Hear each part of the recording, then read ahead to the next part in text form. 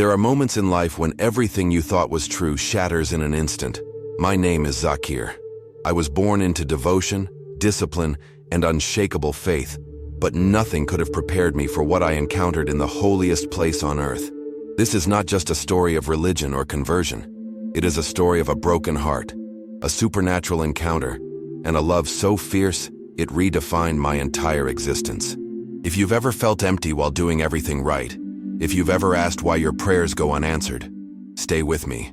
What I'm about to share changed my life forever, and it might change yours too. From the very beginning of my life, obedience to Allah was not optional. It was the breath of my home, the rhythm of our everyday. I was born in Karachi, Pakistan, into a highly respected Muslim family. My father was an imam. My uncles were Islamic teachers. Our walls were lined with Qurans and Hadith books. We prayed before dawn, fasted without fail, recited verses until they clung to our memory. I was taught that to question anything was to welcome hellfire, so I never did.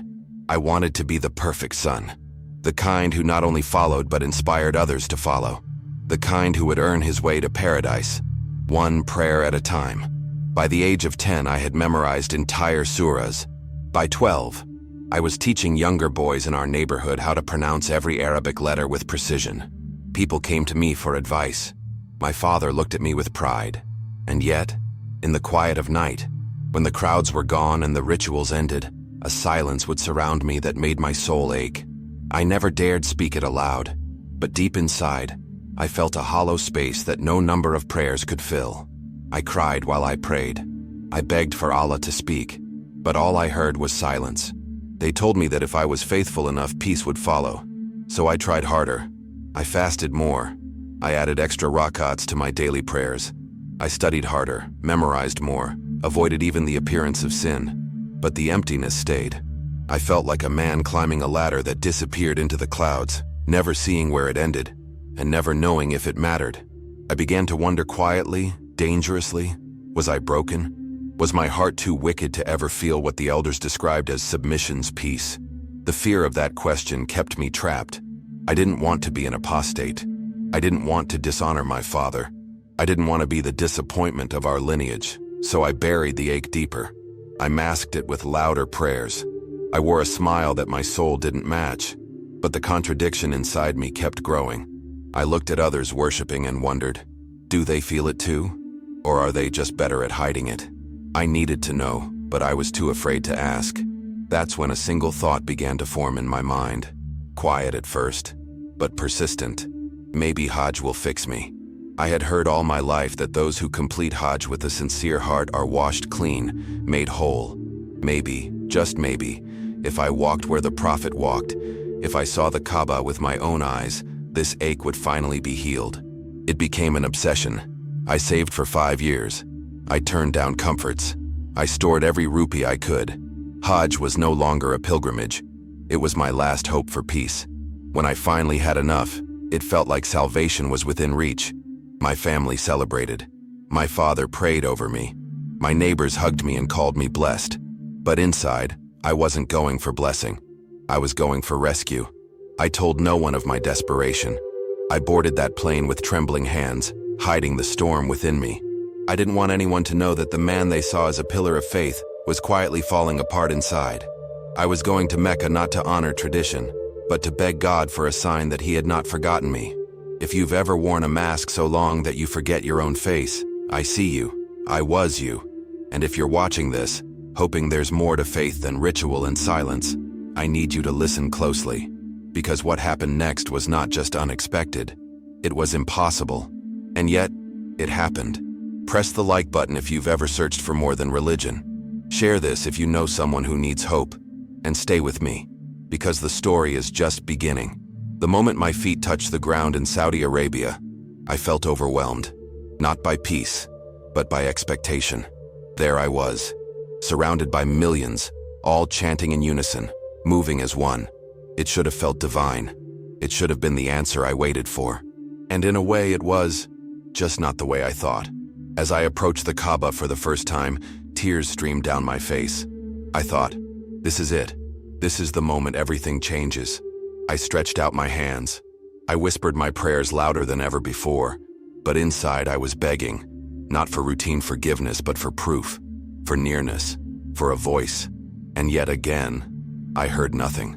The silence was deafening, but this time, it wasn't empty. It felt like the silence was waiting for something. I remember the third night clearly. I had just completed my tawaf and sat on the marble floor, drained. My legs ached. My body was spent. But more than anything, my spirit was tired. I closed my eyes for a moment, and when I opened them, the world felt still. The sound of thousands dimmed into the background. My vision narrowed. And then, it happened. A light appeared above the Kaaba. At first I thought it was a reflection, maybe a spotlight, but it grew brighter. It shimmered. And then I saw something. Someone. Standing at the top. My heart seized. I blinked. I rubbed my eyes. But he didn't disappear. He stepped forward. And in that instant, I knew this wasn't a dream. It wasn't exhaustion. This was real. The figure had a crown of thorns. His face was bruised, yet radiant. Blood streamed down his forehead. His eyes were like fire and water all at once. He didn't speak aloud, but I heard a voice inside me so clearly it drowned out every sound around me. "Zakir, why are you persecuting me?" I froze. I couldn't respond. My lips wouldn't move. My body trembled. And yet, I wasn't afraid. I was undone. I felt seen, not judged, not condemned, just completely, utterly seen. Like my entire life had led to this one moment. And then I collapsed. My body hit the ground. Darkness swallowed me. But inside, something had been awakened that could never return to sleep. When I came to, I was in a medical tent. A nurse told me I had fainted. Dehydration, heat, exhaustion. But I knew that was only half true.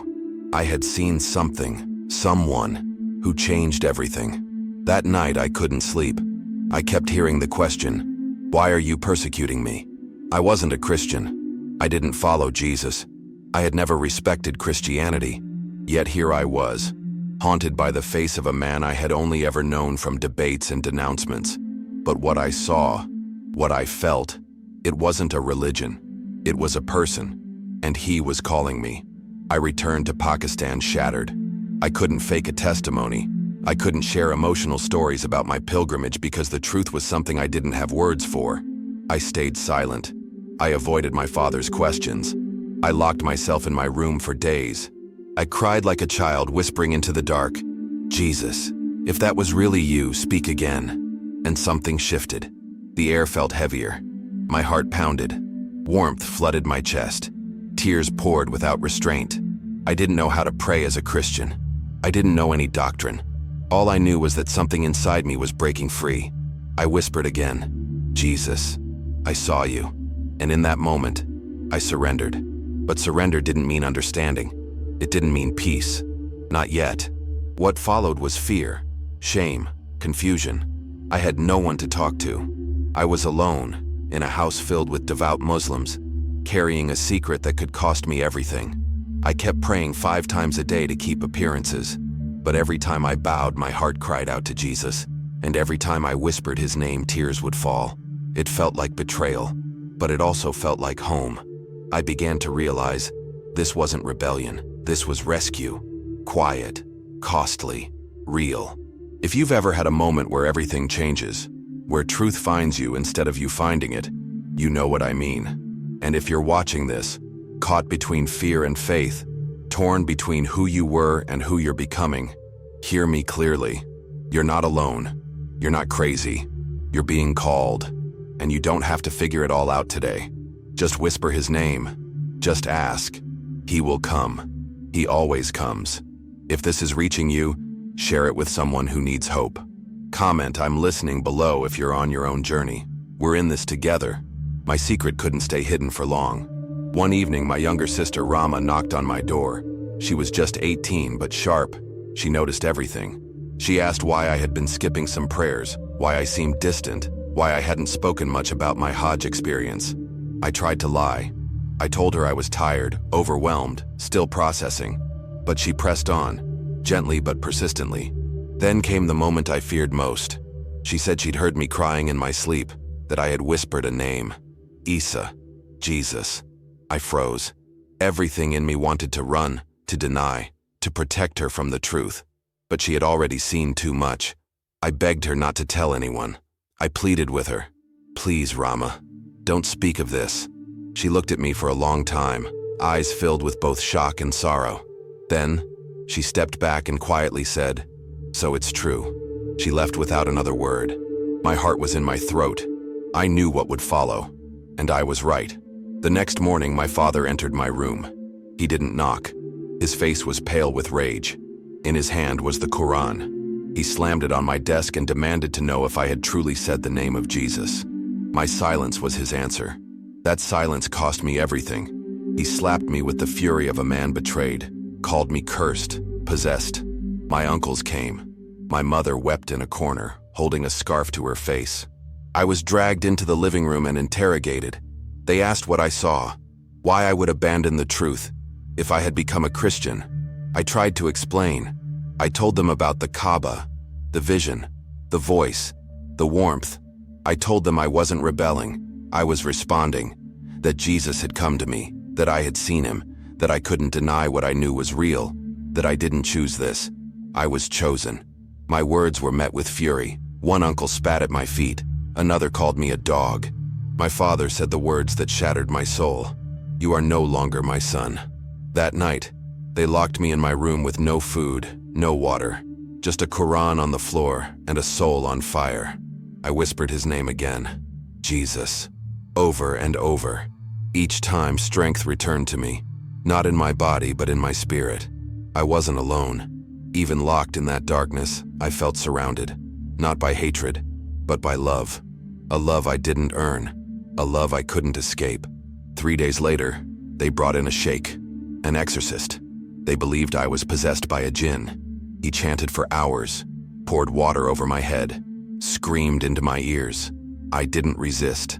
I sat still, but every time he cried, Allahu Akbar, I whispered, Jesus is Lord. It drove him mad. He raged. He threatened. But inside, I was at peace. A storm raged around me, but I was anchored. Eventually, the sheikh gave up. He told my family I was lost, cursed, damned. He said, kill him, or cast him out. My mother wept for mercy. So they chose the second option. They threw me out that night. No bag, no shoes, no money. Just a torn shirt and bleeding feet. I wandered the streets of Karachi, ashamed, exhausted, terrified. I found an alley near a mosque and collapsed, too afraid to sleep, too weak to cry. But that night, something happened. A vision, not of fire or judgment, but of him, Jesus, kneeling beside me, placing a hand on my shoulder. He didn't speak. He just wept with me. And that broke me. Not because he was God, but because he was near. That kind of love can't be explained, only experienced. I whispered, I have nothing left. And in the silence, I heard him say, but now you have me. That moment changed everything. I wasn't just following a belief. I had met a person, the person of Jesus. And though I had lost everything, I had found the only thing that mattered. If you've ever felt abandoned, thrown away, disowned, know this. Jesus doesn't walk away. He kneels beside you. He weeps with you. And when everyone else gives up, he leans in. Don't wait until you're perfect. Don't wait until you understand. Just whisper. Just reach. He's closer than you think. When I woke the next morning, the city looked the same, but I was different. I wandered with no destination. My stomach ached from hunger. My body throbbed from bruises. But my spirit was strangely alive. That day I stumbled upon a tea stall. I sat quietly, hoping for warmth. A man noticed the small cross I had made from 2 twigs and string. He asked where I got it. I hesitated, then told him part of my story. His eyes filled with tears. He leaned in and whispered, I believe too. I was stunned. I wasn't alone. He invited me to a house church, a secret gathering. That night I saw what the mosque never gave me. Trembling voices singing with joy, open Bibles, candlelight prayers, and above all, love. In that tiny room, I cried through every word. I didn't understand all the doctrines, but I understood the presence. I understood grace. I understood freedom. These believers were like me, former Muslims who had seen dreams, visions, who had felt the call. Some had been beaten. One woman had escaped an honor killing. And yet, they smiled. They worshipped. They rejoiced. They didn't have comfort, but they had Christ. And somehow that was enough. I had finally found what I had searched for all my life. Not religion, but relationship. I began devouring the Bible like a starving man. I started with the Gospels. Matthew, Mark, Luke, John. Every page felt alive. Every word cut and healed me. I read about Paul, how he persecuted Christians, just like me. How Jesus appeared to him and changed his heart. It felt like my story was already written. I wasn't the first. I wouldn't be the last. Jesus had a way of finding those least likely, those most opposed. Not to shame them, but to love them, to redeem them, and to give them a voice, a mission, a home. But with joy came danger. Being a secret believer is not safety. It's survival.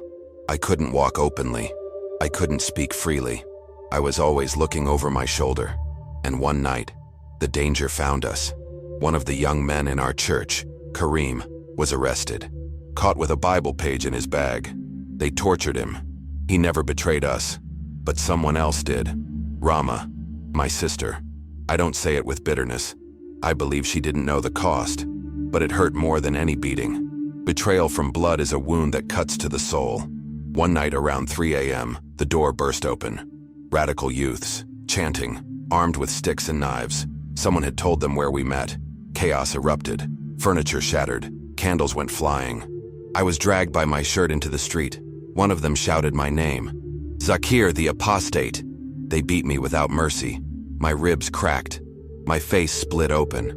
I heard one scream, "Finish him!" And then, silence. I opened my eyes just enough to see a man standing between me and them, unarmed, calm.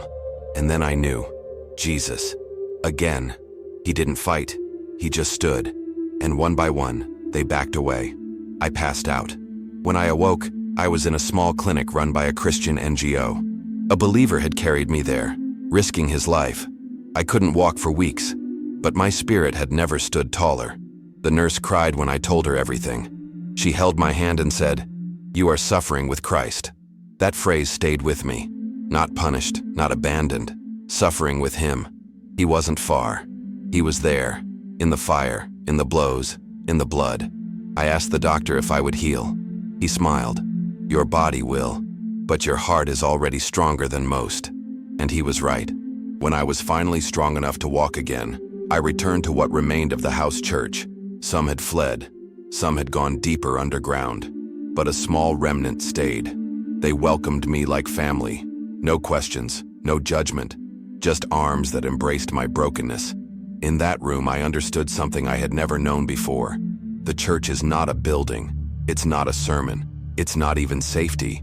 It is a body of love, of sacrifice, of grace. And I was now part of it. I wasn't just a believer. I was a brother, a wounded, bruised, but living witness to the relentless love of Christ. And then something I never expected happened. Rama came to find me. She wore a niqab, eyes barely visible, but her tears made it obvious. She was hurting too.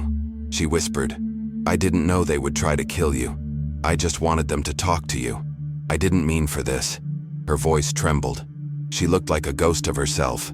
And for a moment I wanted to be angry. I wanted to remind her of the blood, the betrayal. But something in me knew this wasn't the time for justice. It was a moment for mercy. I looked at her and said 3 words. "I forgive you." She wept, her whole body shaking. "Why would you forgive me?" she asked. I took her hands and said, "Because Jesus forgave me, and he loves you too."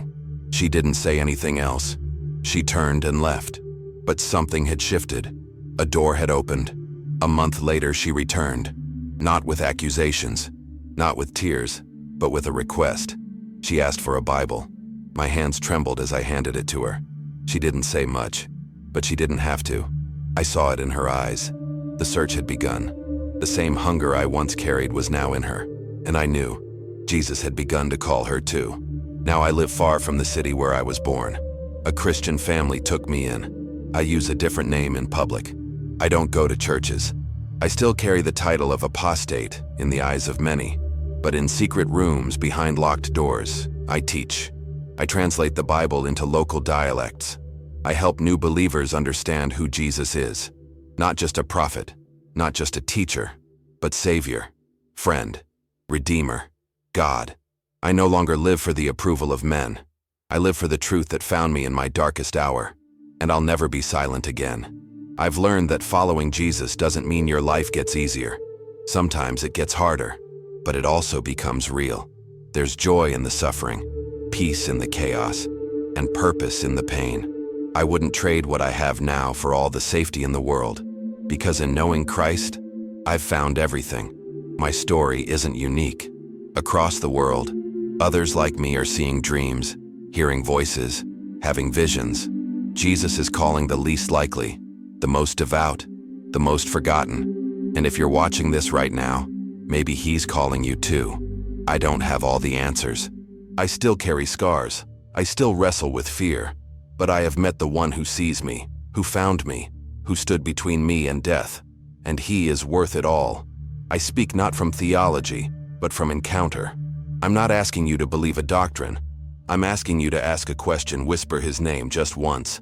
Ask Him if He is real. Ask Him if He sees you. I promise you, He will answer. He may not come in the way you expect, but He will come. He always does. He came to me on the Kaaba. He'll come to you wherever you are. So now I speak to you, the one watching from behind a screen, in secret, in fear, the one hiding your questions, the one afraid of what truth might cost. Hear me. You are not alone. You are not beyond reach. The Jesus I met in my lowest place is the same Jesus who is whispering to you now. You don't need perfect prayers. You don't need a church. You just need a whisper. Jesus. That's where my story began. And that's where yours can too. If this testimony spoke to your heart, share it. Someone else needs hope. Someone else needs to know they are not forgotten. And if you feel that stirring in your chest, don't ignore it. That's Him. That's love. That's Jesus. If you've made it this far, it means something in this story has touched you. Maybe you've felt the silence in your own prayers. Maybe you've carried questions no one allowed you to ask. Maybe, like I was, you're standing on the edge of something terrifyingly real.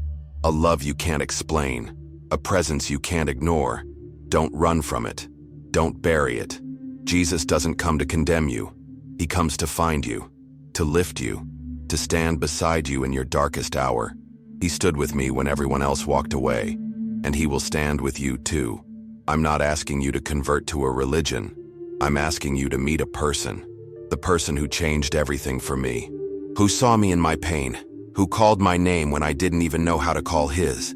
If you feel that same call, if something inside you is stirring, burning, breaking, don't ignore it. Respond, right now, in the quiet of your heart. Whisper, Jesus. If you're real, show me.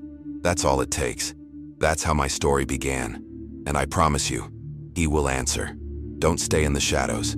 Don't carry your faith alone. If this testimony spoke to your heart, subscribe to this channel, not just to follow content, but to follow a journey, a family, a movement of stories like mine. Every week, new testimonies are shared from people who, like me, encountered Jesus in the most unexpected places. People who were once afraid, alone, rejected, but who are now walking in freedom, hope, and truth. Subscribe and walk with us. You are not alone. If you're ready to take the next step, leave a comment below. I want to follow Jesus. We will pray for you. We will reach out. And if you need help, encouragement, or just someone to listen, this community is here for you. This isn't about converting crowds. It's about reaching hearts, one by one. And today, that heart might be yours. Don't wait for perfect. Don't wait for permission. Just come. Jesus is already waiting. Share this video with someone who's searching. A friend, a sibling, a parent, someone who has doubts, questions, fears. You never know what one testimony can do. You never know how one story, one act of courage, one whisper of His name can save a life. Let this story be a seed of hope planted in someone else's heart. Help us spread the truth, not with force, but with love. Not with arguments, but with grace. And finally, follow Jesus. Not for religion, Not for approval, but for life. Real life. The kind that can't be taken by persecution, rejection, or fear. The kind that holds you when everything else falls apart. The kind that speaks your name, even when you think no one is listening. I followed him into the unknown, and I found home. You can too. Subscribe to the channel, follow Jesus, and step into the life your soul has been waiting for. Thank you for walking through this testimony with me. Thank you for listening not just with your ears, but with your heart. You are not just a viewer. You are part of this story now, part of this family. And wherever you are, whatever you're carrying, I want you to know, you are seen, you are loved, and you are never alone. Until next time, stay strong, stay searching, and never stop whispering his name. Jesus is near, always.